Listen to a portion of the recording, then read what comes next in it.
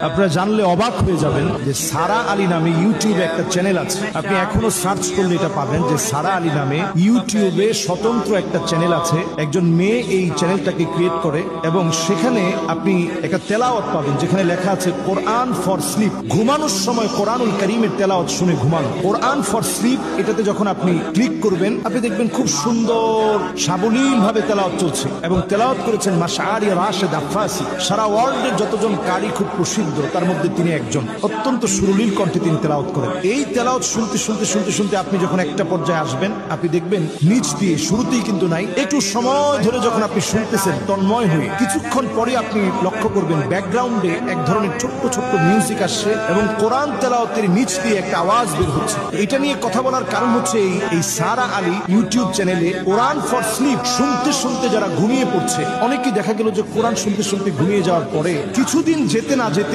নিজের ভিতরে হঠাৎ অসুস্থ হয়ে যাওয়া, ভয়ানক স্বপ্ন দেখা, নানা রকম ক্ষতিগ্রস্ত হওয়া, হঠাৎ করে বমি শুরু হওয়া, বমি করতে করতে রক্ত বমি পর্যন্ত হয়ে যাওয়া, এই জাতীয় নানা ধরনের কর্মকাণ্ড এখন নজরে পড়ছে। এই যে একটা অবস্থা এখন শুরু হয়েছে, আপনি চিন্তা করেন যে এই কোরআনুল কারীম তেলাওয়াত করতে করতে আপনি ঘুমাবেন, যেই কোরআনুল কারীম শুনতে শুনতে আপনি ঘুমাবেন, যেই কোরআনুল কারীম অনুধাবনে থাকবে, সেই কোরআনুল কারীমের তেলাওয়াতের নিচে ব্যাকগ্রাউন্ড দিয়ে কোরআনুল কারীমের তেলাওয়াতের নিচে ব্যাকগ্রাউন্ড ইউজ করে সেখানে মিউজিক দিয়ে শব্দ চয়নে, যেগুলো দিয়ে ব্ল্যাক ম্যাজিক করা হয়, এই জাতীয় শব্দ চয়ন করে মানুষের ক্ষতি করার চেষ্টা করা হচ্ছে। এই সময়টা এখন এত ভয়াবহ সময় যখন কোরআনুল কারীমের তেলাওয়াতের ভিতরে পর্যন্ত নানাভাবে চক্রান্ত করা হবে। আর যখনই এই জাতীয় চক্রান্ত হবে তখন আমাদের দায়িত্ব হচ্ছে মানুষকে সচেতন করে দেওয়া। আমরা যারা কোরআনুল কারীমের তিলাওয়াত শুনি, অথেন্টিক